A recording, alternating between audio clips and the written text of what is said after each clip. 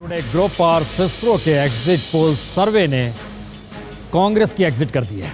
बाहर का दरवाजा दिखा दिया है, बंटाधार हो गया, 115 पर सिमट गई है कांग्रेस। लेकिन सबसे महत्वपूर्ण बात है कि जो जादुई आंकड़ा पाने की फितरत में तमाम पिछले 2 दशकों से तमाम राजनीतिक दल भटक रहे थे, उसमें पहली बार 272 का आंकड़ा भी छुआ जा रहा है। लेकिन आइए जरा एक बार समझ लीजिए कितने फीसदी वोट किस रूप में है, क्योंकि 38% वोट सबसे ज्यादा एनडीए को मिल रहे हैं। दूसरी तरफ 36% वोट आम आदमी पार्टी के हिस्से में जा रहे हैं और ये आम आदमी प्लस है 36%। इसका मतलब यह है कि आम आदमी पार्टी चूंकि अकेले लड़ी थी तो ये 36% में उसके हिस्से को माइनस करना होगा। और 26% यूपीए जो कि कांग्रेस प्लस की स्थिति बनती है। कांग्रेस भी दिल्ली में अपने बूते अकेले लड़ी, किसी को समर्थन देने लेने की बात ही नहीं है। तो एनडीए कहीं ना कहीं आंकड़ों के लिहाज से, प्रतिशत ऑफ वोट के लिहाज से बहुत आगे है। और जाहिर है ये सब कुछ कमाल जिस रूप में हुआ है उसकी बड़ी वजह आप कह सकते हैं कि नरेंद्र मोदी, जो लगातार शहर दर शहर, कॉन्स्टिट्यूंसी दर कॉन्स्टिट्यूंसी मापते रहे और तकरीबन 2.5 लाख से ज़्यादा उन्होंने दूरी तय कर ली। और इसीलिए ये खुशी है, ये हंगामा है, ये हमें बनाना पड़ा, क्योंकि 272 का जादुई आंकड़ा छूने के लिए बीते 2 दशकों की राजनीति बार बार सोच रही थी कि दरअसल यहाँ तक पहुँच पाएंगे या नहीं पहुँच पाएंगे। लेकिन किसे पता था कि यह स्थिति नरेंद्र मोदी की अगुवाई में आएगी और बीजेपी नरेंद्र मोदी के पीछे खड़ी होगी। 2014 का चुनाव दरअसल कई मायनों में बड़ा महत्वपूर्ण है। कहते हैं कि फिराक साहब कहा करते थे कि आने वाली नस्ल याद करेगी आपने फिराक को देखा था, लेकिन 2014 का चुनाव जिसने देखा है वह भी कहेगी कि दरअसल आपने इस चुनाव को देखा था और नरेंद्र मोदी जिस तरीके से जितनी लोकसभा सीटों को घेर रहे थे और लगातार प्रचार कर रहे थे, प्रचार के अलग अलग तरीके अपना रहे थे, चाहे वो 3D हो, चाहे वो सोशल मीडिया का आधार बनाया गया हो, चाहे फ़ोन कॉल्स हो, चाहे नमो टीम हो, चाहे 272 मिशन वाली टीम हो, चाहे स्वयंसेवकों का भटकना हो और बूथ के तक पहुंचाने के लिए जद्दोजहद करनी हो, सारी चीज़ें हैं। लेकिन दूसरी तरफ कांग्रेस के लिए एक ऐसी परिस्थिति बनी है जहां राहुल गांधी के पास सिवाय जो दृश्य नजर आ रहा है उसके अलावा कुछ हो भी नहीं सकता है, क्योंकि राहुल गांधी लगातार नए राजनीतिक प्रयोग करना चाहते थे, लेकिन स्थिति विकट होती चली गई, बिगड़ती चली गई। क्या कांग्रेस के लिए अब नई परिस्थिति आके सामने खड़ी हो गई है जहां उसको नए तरीके से अपने नेताओं को देखना होगा? अगर एग्जिट पोल जनादेश से मेल खा रहे हैं राम कृपाल जी, तो क्या ये मान लिया जाए कि अब प्रियंका के लिए एक दरवाजा खुलने वाला है या कांग्रेस के भीतर से आवाज उठने वाली है? देखिए प्रसून जी, मैं कोई व्यक्तिगत करिश्मे में विश्वास अभी भी नहीं करता हूं। मोदी का जो नाम है वो सिर्फ व्यक्ति नहीं है, आप परिस्थितियों की को देखिए पूरी तरह से। अभी आपने एक जो बात कही कि 2014 जो है वो सिर्फ एक इलेक्शन, लोकसभा का इलेक्शन नहीं है। मैंने ये कहा था कि विपक्ष ने, मोदी विरोधियों ने ये ला करके एक रेफरेंडम देश के सामने खड़ा कर दिया था कि मोदी चाहिए या नहीं चाहिए। जो पिछला जनता ने 10 साल यूपीए को जो मौका दिया था उसमें देखा कि सारा नाकारापन जो है, जो भी वो चीज़ रही, वो एक दूसरे को थोपने के चक्कर में चली गई। अब ये 2014 के बाद स्थितियां ऐसी नहीं रहेंगी जहां कोई एक व्यक्ति आए और करिश्मा करके चला जाए। मैं फिर आपको कह रहा हूं कि नहीं, जिस तरह का यूथ है, जिस तरह की उसकी डिमांड है, वो 3 तरह की चीज़ें उसे चाहिए थी। एक ऐसा व्यक्ति जिसने काम किया हो, जिसके दिमाग में भविष्य को लेकर के कोई खाका हो, टफ एडमिनिस्ट्रेटर की तरह दिख रहा हो, और वो व्यक्ति ऑनेस्ट भी हो। ये सारी चीज़ें अगर एक व्यक्ति में होंगी तो निश्चित तौर पर इस देश की जनता उसे विकल्प देखेगी, बशर्ते कि मौजूदा जो काम करने वाला है वो इतना निकम्मा और ख़राब हो जाए कि उसके खिलाफ इस तरह का आक्रोश हो जाए। मुझे लगता है कि एक नई शुरुआत हो रही है प्रसून जी, पूरी लोकसभा का चेहरा 10 साल में बदल जाएगा।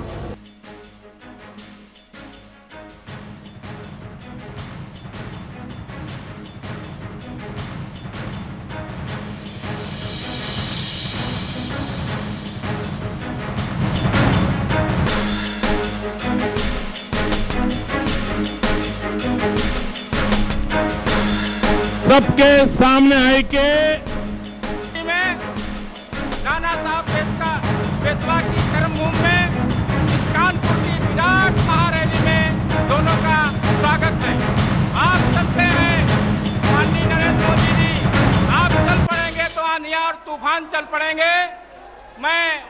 चाहता हूं कि माननीय डॉक्टर लक्ष्मीकांत जी, माननीय बालचंद जी, माननीय महेंद्र जैन जी, माननीय स्वतंत्र देव जी ये माल्यार्पण करके उनका स्वागत करेंगे।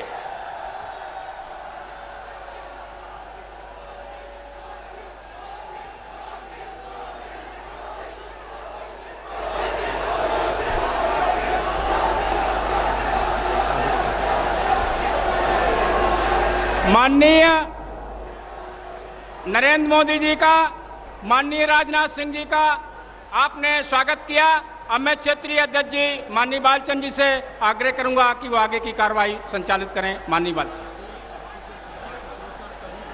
और निशाने पर दोनों में ले रहे थे और कहीं ना कहीं नरेंद्र मोदी का कद धीरे धीरे एक महत्वपूर्ण परिस्थिति में पहुंचता जा रहा था और नरेंद्र मोदी उस बीच परिस्थिति में आकर सेंटर के तौर पर मौजूद हो गए जहां पर हर राजनीतिक दल के निशाने पर और कोई नहीं, नरेंद्र मोदी थे। नरेंद्र मोदी का मतलब इस देश में पहली बार गांधी परिवार से इतर समझ में आया कि एक नेता ऐसा भी है जिसको वाकई हर कोई जानने लगा। चाहे कश्मीर की बात हो, कश्मीर में पहचान धारा 370 या शेख अब्दुल्ला पर कथित बयान को लेकर मिली हो, या फिर नीचे केरल का जिक्र आता हो, नॉर्थ ईस्ट का जिक्र होगा तो हो सकता है असम का जिक्र हर किसी के जहन में आता होगा।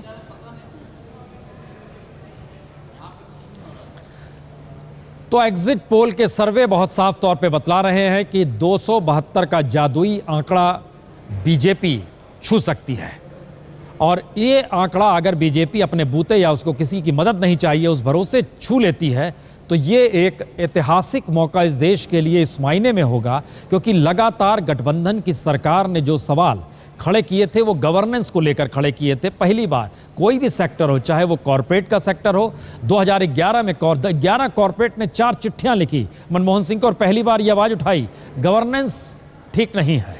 इसके मतलब क्या निकाले जाइए? भ्रष्टाचार घोटाले को लेकर कैबिनेट मिनिस्टर फंसते चले गए, एक तरह की राजनीतिक शून्यता बनी चली गई। इसी दौर में आंदोलन इस देश ने देख लिया, लोग सड़कों पर निकल आए। पहली बार संसद को चेतावनी दी जाने लगी कि आपके कामकाज ठीक नहीं है, आप बतौर राजा रहने लगे, आप सेवक के तौर पे आ जाइए। वो सारी परिस्थितियां देखिए इस चुनाव के दौर में निकल कर आई और न सिर्फ निकल कर आई बल्कि तमाम राजनीतिक दल ये कहने से नहीं चूक रहे थे कि हमारी मौजूदगी संसद में आपके चौकीदार के तौर पर होगी, आपके सेवक के तौर पर होगी, आपके नुमाइंदे के तौर पर होगी। ये किसी ने नहीं कहा वहां जाकर हम ये कानून बनाएंगे, ऐसे करेंगे और फिर हम ऐसा आपका स्थिति लाकर खड़ी कर देंगे जिसमें आपको लगेगा कि वाकई आप स्वर्णिम काल लौट आया। तो ये सारी परिस्थितियां बताती है। लेकिन बहरहाल हम जिसका जिक्र लगातार कर रहे हैं वो आंकड़े इसलिए महत्वपूर्ण हो गए हैं क्योंकि 272 का आंकड़ा इस देश की राजनीति में, याद कीजिए, सबसे ज्यादा सीटें जो मिली थी वो राजीव गांधी को मिली थी इंदिरा गांधी की हत्या के बाद। उसके बाद की स्थिति इस देश में नई तरीके की हुई जहां गठबंधन की शुरुआत होती है, चाहे वो वीपी सिंह का दौर हो जो बीजेपी समर्थन दे रही थी, चंद्रशेखर को तो बहुत ही कम स्थिति में 70-80 सांसद थे और पीछे कांग्रेस आकर खड़ी हो गई। ये सारी परिस्थिति होती चली गई। रामकृपाल जी, एक सवाल का यहां पर जवाब चाहेंगे, क्या अगर ये स्थिति जनादेश के जरिए नजर आती है जो 16 तारीख को परिणाम आने आ रहा है, जो इस एग्जिट पोल में है, तो क्या ये भारतीय राजनीति में सबसे बड़ा बदलाव बीते 3 दशक में है? प्रसून जी, बिल्कुल है, बल्कि मैं ये कहूँगा कि ये बदलाव अचानक नहीं आया है।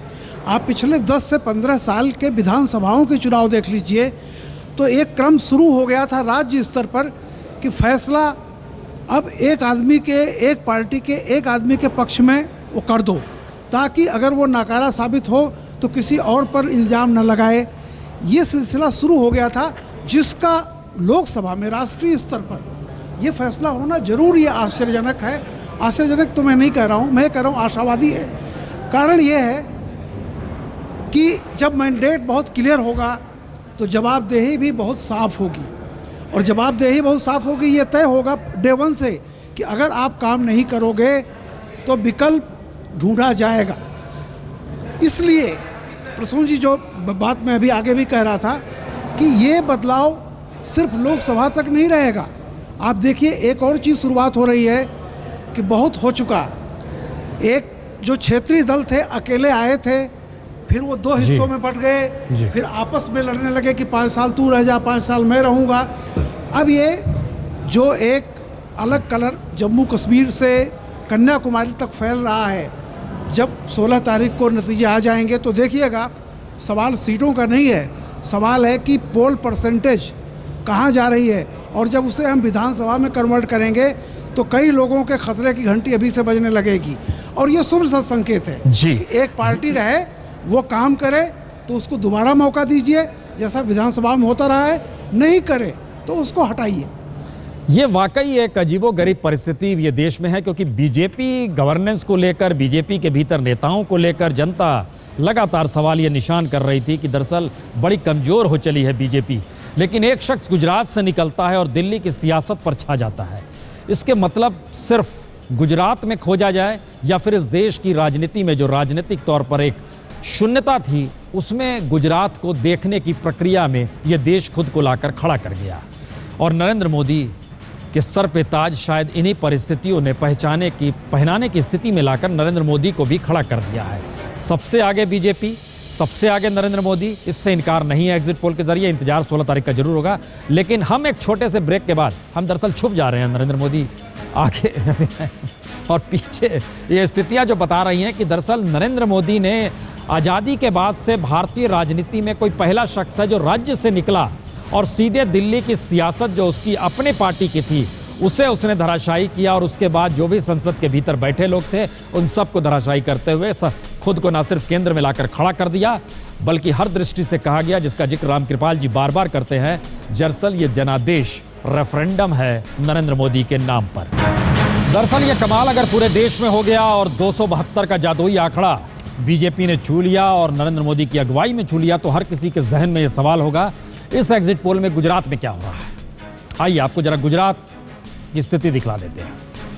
यह है गुजरात। बीजेपी 55% वोट, 55% जहन में आते ही लगता है कि 2600 सीट जीत रही है। 6% बढ़ गया है, क्योंकि पहले 49 था, इसीलिए यह महत्वपूर्ण है। और दूसरी तरफ आप ध्यान दीजिए, कांग्रेस जो है, कांग्रेस को आप देखने की कोशिश कीजिए तो ये 33% है, हमारे सामने है। 12% इसमें कम हो गई है। अन्य कोई मायने नहीं रखता है, वो 12% है तो उसका कोई महत्व नहीं है। लेकिन अगर इसे सीटों में बदल दिया जाए, इस आंकड़े को, तब देखिए इन 26 सीट पर क्या कमाल होता है।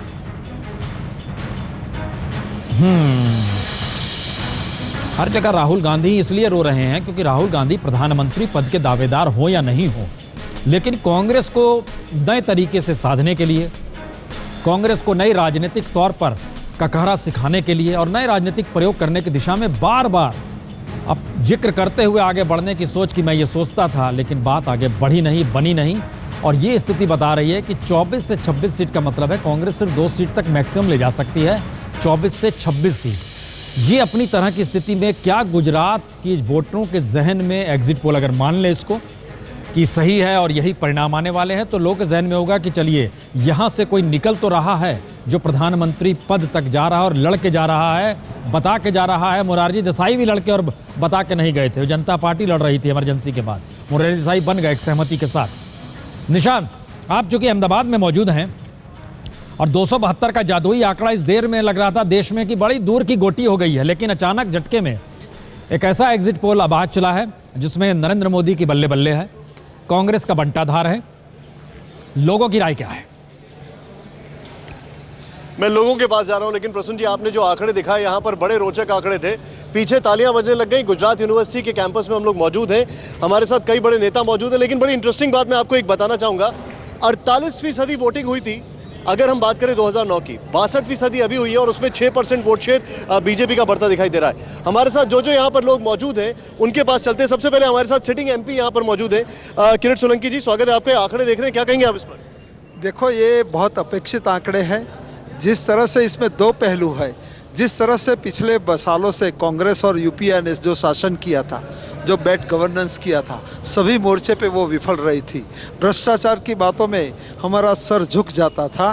तो पूरी जनता ने एक मन बना रहा। गुजरात तो आपके लिए, और इसी पहलू में नरेंद्र भाई ने पिछले 12 साल से जो गुजरात में जो शासन किया, जो गुजरात में जो गुड गवर्नेंस दिया, गुजरात में जो एक नया विकास का मंत्र दिया, पूरी देश की 125 करोड़ की जनता का मन नरेंद्र भाई पर आकर ठहरा था और ये अभी सिद्ध हुआ है। का सवाल है गुजरात अगर आपके लिए। शहनवाज, ये जो आंकड़े आप देख रहे हैं, क्या कहेंगे? कांग्रेस के हैं ये शहनवाज हमारे साथ, बताइए।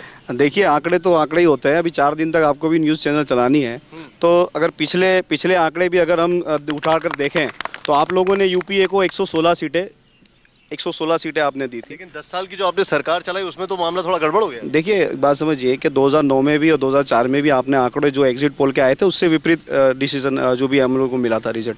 मैं समझता हूँ मतलब कि सारे आंकड़े झूठे हैं। सारे नहीं झूठे हैं, लेकिन हम गुजरात में 24 सीट आप जीत रहे हैं। नहीं, गुजरात में हम लोग 10 सीट जीत रहे हैं। गुजरात में 10 सीट जीते हैं। संतोष हमारे साथ बैठे हुए। संतोष जी, ये आम आदमी पार्टी से है, बताइए क्या कहेंगे आप? ये जो आंकड़े आ रहे हैं इस पर क्या कहना है आपका? देखिए, आज का जो प्रिंट मीडिया है यहाँ का, उसमें से एक प्रिंट मीडिया ने बहुत आज का जो प्रिंट मीडिया है उसने एक बहुत इंटरेस्टिंग न्यूज़ छापी थी कि एग्जिट पोल की जगह उसने छापा था कि एग्जिट पोलम पोल। जिस तरह से 2004 में आपका पोल गलत निकला, 2009 में अगेन गलत निकला, 2013 में अगेन गलत निकला, तो इस एग्जिट पोल की वैल्यू क्या है उस पे ही एक शंका होती है। और जहां तक बात जो आपने बीजेपी को दिलखुश करने के लिए जो बातें कही कि गुजरात में से, अच्छा ये बताइए, ये सब छोड़िए, मुझे बताइए आप अपना कितनी सीटें मिल रही है गुजरात में? किसको? हमको, आम आदमी पार्टी को। हो सकता है आम आदमी पार्टी को एक भी सीट ना मिले, लेकिन इसका ये मतलब नहीं है। देखिए, इससे आपका दिल खुश है कि नहीं है? नहीं, हम लोग चुनाव में किस वजह से उतरे, हमारा एजेंडा क्या है? हमारा आम आदमी पार्टी का एजेंडा सत्ता पाना नहीं है। हमारा एजेंडा है जो सत्ता के दलाल संसद में पहुंचते हैं उनको रोकना है। कुछ लोगों से बात करें। ये बताइए, जो आंकड़े देख रहे हैं, क्या कहेंगे आप उस पे? मुझे तो लगता है गुजरात में मोदी सरकार ही आएगी और पूरे देश में मोदी सरकार ही आएगी, क्योंकि मोदी सरकार, नरेंद्र मोदी विकासशील पुरुष है, उसको देश के लिए जरूरत है। तो आप क्या कहेंगे इस पे? मोदी ही आएगा भाई, जी बताइए। मोदी ही आएगा अभी तो, ऐसा लगता है। मोदी। आप कुछ कह रहे थे, बताइए। गुजरात के अंदर ज्यादातर कर्मचारियों का शोषण हुआ है और गुजरात के अंदर जो जॉब कर रहे हैं उनको जाकर जरा सर आप भी पूछिए। बताइए आप क्या कहेंगे आंकड़े? हम लोग 12 से ज्यादा सीट जीत रहे हैं। हम लोग यानी कांग्रेस जनता नहीं, कांग्रेस के थोड़ा पीछे लोग उनके साथ चलते हैं। आप बताइए भाई साहब, आप बताइए आप क्या कहेंगे? ये जो आंकड़े आ रहे हैं इस पर क्या कहेंगे आप? ये आंकड़े गलत है। अच्छा, तो सही क्या होगा?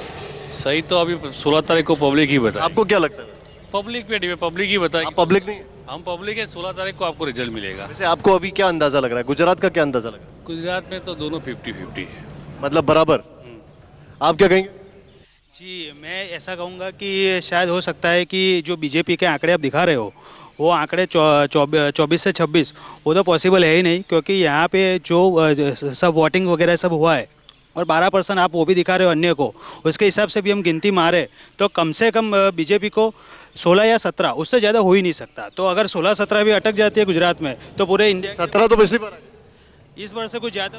प्रसून जी सुन रहे हैं आप? निशांत एक सवाल हमारा पूछ लीजिए, हम उसके बाद ब्रेक लेंगे। नरेंद्र मोदी दिल्ली आ जाएंगे तो वहां कौन रहेगा और किसे चाहते हैं ये लोग? बहुत बढ़िया सवाल है आपका प्रसून जी। मैं सीधे जो बीजेपी के यहाँ पे हर्षद पटेल है उनसे पूछता हूँ, अगर नरेंद्र मोदी दिल्ली आ गए तो यहाँ पर किसको चाहते हैं? कोई भी कार्यकर्ता यहाँ के लिए तैयार है और भारतीय जनता पार्टी में उतनी सक्षम, कोई भी तो नहीं, कोई तो होगा। सक्षम नेतृत्व है ही हमारा, इसके लिए एक दो बात नहीं, कोई चिंता की बात नहीं। भारतीय, आप बताइए देखो यहाँ पे किसको चाहिए? देखो, भारतीय जनता पक्ष की एक वहाँ व्यवस्था है, पार्लियामेंट्री बोर्ड है, वो सबसे बड़ा है हमारा पार्लियामेंट। आपकी ख्वाहिश बताइए मुझे। नहीं, हमारी चॉइस तो जो पार्लियामेंट्री बोर्ड। कुछ जनता से पूछे थे किसको चाहेंगे? हमारे लिए तो एक ही बात है, जो भी आएगा वो गुजरात की सेवा करेगा।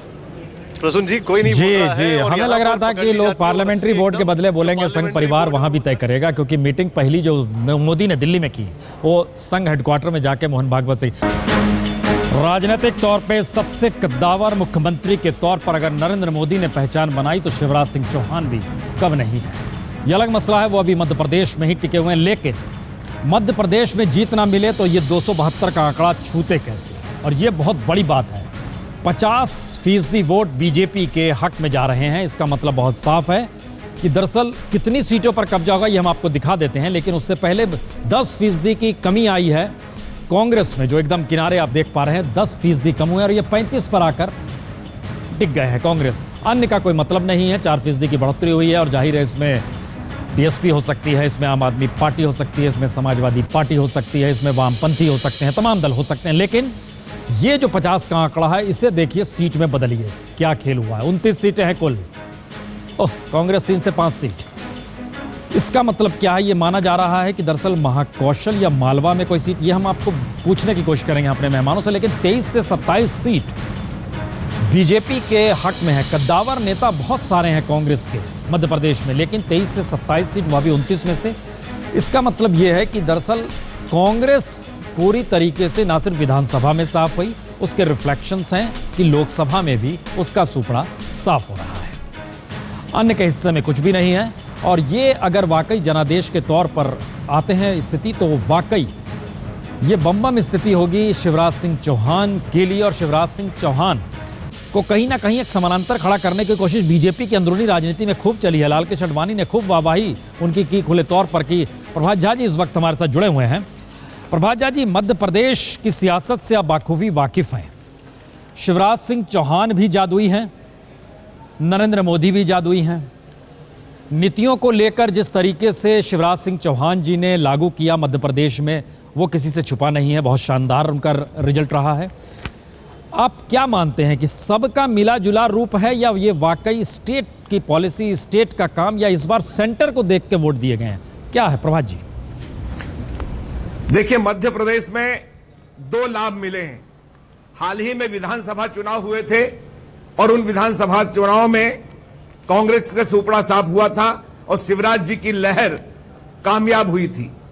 इस बार यह हुआ कि शिवराज जी की लहर के साथ साथ नहले पे दहला हुआ कि मोदी लहर भी पूरी ताकत के साथ। और यही कारण है कि आपका जो आंकड़ा दिखा रहा है कि 23 से 27, हमारा मानना भी यही है कि हम 27 सीटों पर लगभग आगे चल रहे हैं। और 2 सीट जो गुना शिवपुरी माधवराव जी सिंधिया के चिरंजीव ज्योतिरादित्य लड़ रहे हैं और कमलनाथ जी लड़ रहे हैं छिंदवाड़ा से, इन दोनों पर हमारा संघर्ष होगा। और अभी ऊंट किस करवट बदलेगा यह कहा जाना भी ठीक नहीं है, लेकिन 27 सीटों पर हम आगे हैं, यह बात तो आपका आंकड़ा भी कह रहा है, हमारी मानसिकता भी यही है, हमारी सूचनाएं भी यही है, और हमें भी लगता है कि हम 27 सीटों पर जीतेंगे। 2 इक्कों का जिक्र किया आपने, शिवराज सिंह चौहान, नरेंद्र मोदी, लेकिन खेल में 2-3 दुक्की आ जाएं तो वो 2 इक्के को मात कर देते हैं। क्या कीजिएगा? तीसरा इक्का कौन है मध्य प्रदेश की राजनीति में? देखिए, तीसरा इक्का यहां पर नहीं है। यहां जनता से बड़ा इक्का कोई नहीं है। हमने अपने नीतियों से जो अंतर हुआ है प्रसून जी, 10 साल में मानसिक रूप से परिवर्तित हुए हैं मध्य प्रदेश की जनता। हमने विचारधारा से जोड़ने की कोशिश की है। हमारे सारे स्कीम्स अंत्योदय के करीब दीनदयाल जी के सपनों को पूरा करने के लिए हुआ है। हमने कांग्रेस में जो हमारी स्थिति 1962 से लेकर 1980 तक थी, वह स्थिति अब कांग्रेस की हो गई है। कांग्रेस 58-57 पर सिमट गई है। इसलिए मानसिकता में परिवर्तन हुआ है, विचारधारा से लोग जुड़े हैं। अब यह सिर्फ वोट टेम्परामेंट नहीं है कि खाली वोट डाल दिया और भूल गए।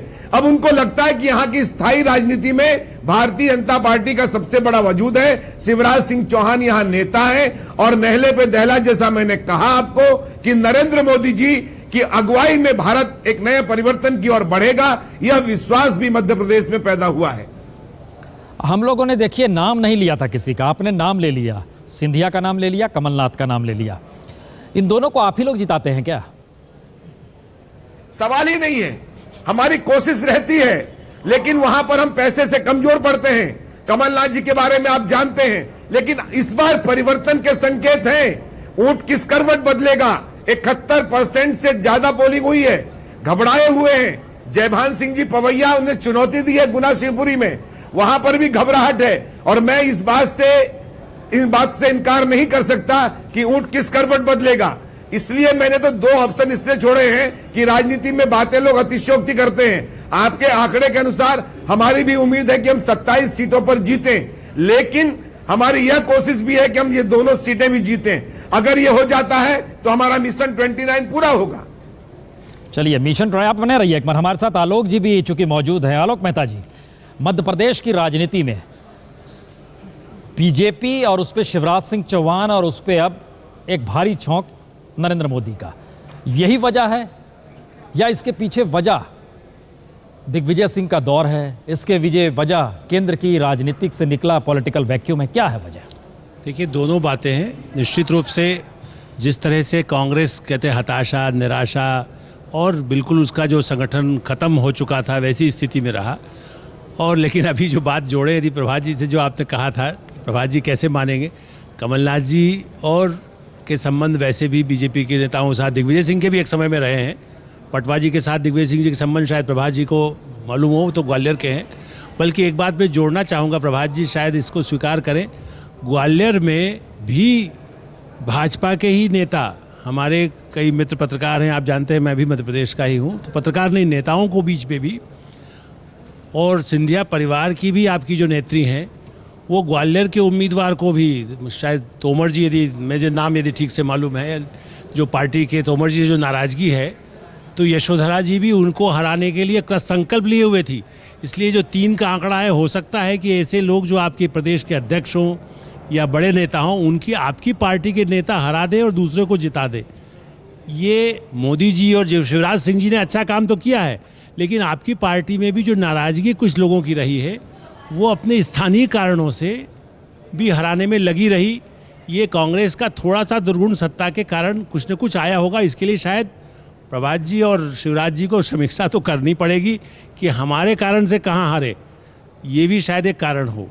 जबलपुर में जिस तरह से विवेक तनखा जी हैं, शिवराज सिंह जी और आपके उनके इतने अच्छे संबंध रहे हैं, और वहाँ जो भाजपा के सांसद हैं वो 10 साल जिन्होंने कुछ नहीं किया, उसका नतीजा भी भुगतना पड़ सकता है। इसलिए अभी 3 का आंकड़ा 5 भी हो सकता है।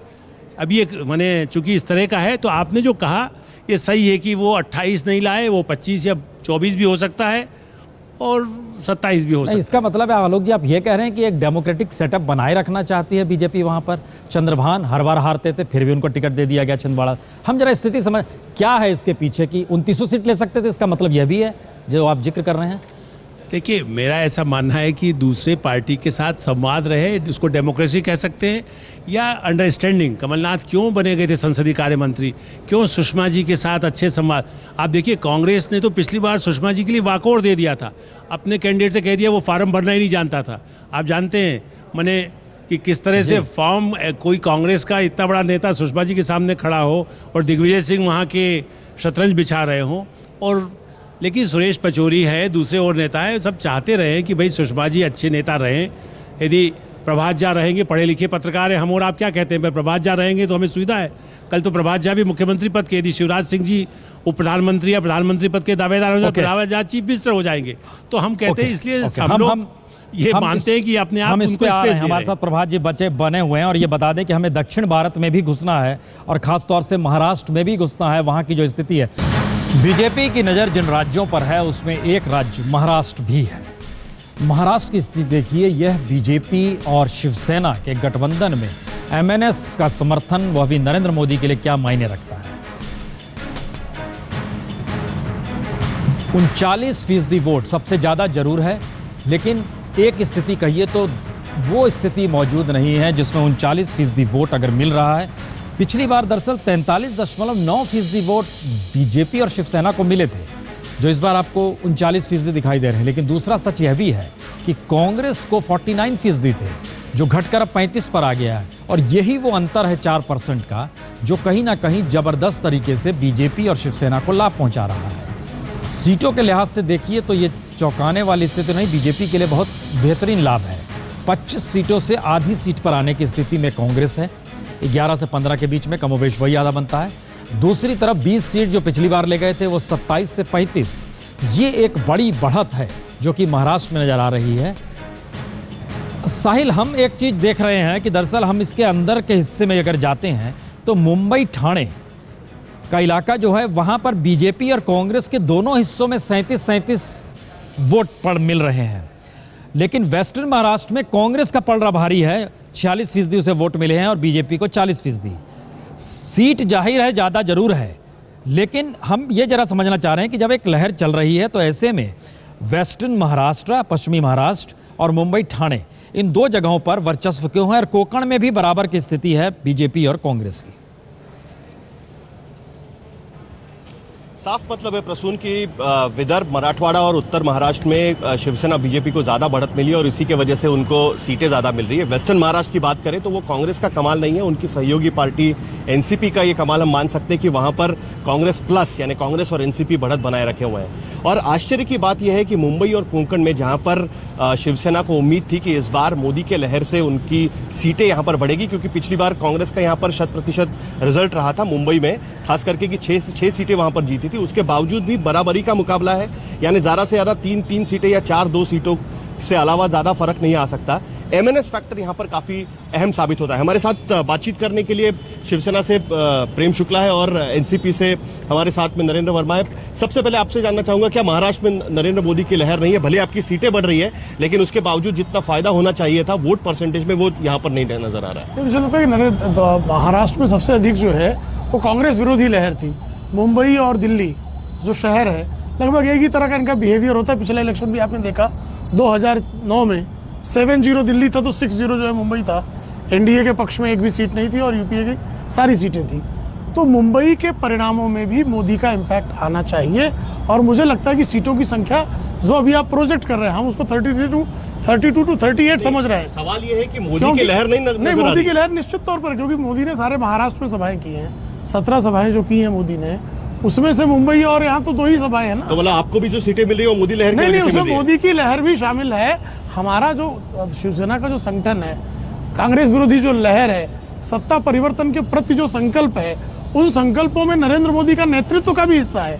चलिए, राष्ट्रीय जनतांत्रिक गठबंधन का नेतृत्व वो कर रहे हैं। एनसीपी के लिए प्रधानमंत्री उनको बनना है जी, बिल्कुल। इसलिए निश्चित तौर पर उनका भी योगदान है। किंतु शिवसेना का अपना जो आंकड़ा है, क्योंकि पिछली बार आप देख रहे थे शिवसेना कि का अगर हम 9 सीट, हमारे जो शिवसेना के सांसदों को 4 जाने का गिनकर 7 या 9 पर लोग कह रहे थे, आज वो जो है उस आंकड़े को पिछली बार की तुलना में आगे बढ़ा रहे हैं। इसका मतलब लगभग जो है हमारा 50 से 60% जो है वो सीटों की संख्या में कन्वर्सन है।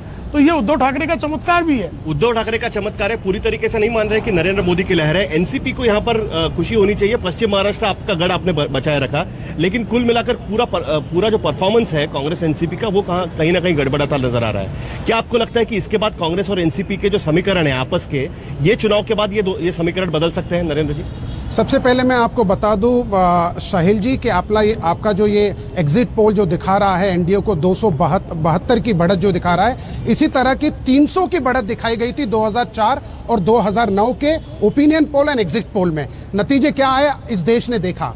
मैं जहां तक महाराष्ट्र की बात करता हूं, हमारा समीकरण कांग्रेस के साथ बहुत अच्छा तालमेल है। हमने 2004, 2009 और ये चुनाव भी हमने साथ में मिलकर लड़ा। 6 महीने बाद विधानसभा के सामने हम जा रहे, वहां पे भी हम साथ में लड़कर फिर एक बार, चौथी बार हम सत्ता में आएंगे। मैं सिर्फ ये कहना चाहता हूं, मोदी की लहर का जो हवा बनाया था वो महाराष्ट्र में, कम से कम मैं कहता हूं कि यूपीए को ज्यादा से ज्यादा सीट अगर कहां से जाएगी यूपीए को, वो जाएगी महाराष्ट्र से। मैं आपको कहना चाहता हूं कि मुंबई की 6 में से आप देखिए ज्यादा से ज्यादा सीटें आघाड़ी यानी कि यूपीए को मिलेगी। क्योंकि लहर का नुकसान तो हो रहा है ना कि आप 6 सीटें नहीं मान रहे। देखिए ऐसा है, एंटी इनकम्बेंसी की जब आप बात करते हैं हर जगह, आप देखिए आज कर्नाटका में भी, आज भले कांग्रेस है, कुछ दिन पहले आई है, कर्नाटका में यूपीए का नुकसान होते हुए छत्तीसगढ़ में आज आपने एक सवाल का जवाब नहीं दिया वर्मा जी। मैंने आपको ये पूछने की कोशिश की थी कि क्या एनसीपी और कांग्रेस के बीच में जो समीकरण है वो बदल सकते हैं, क्योंकि एनसीपी की ज्यादा पकड़ मजबूत होगी कांग्रेस से।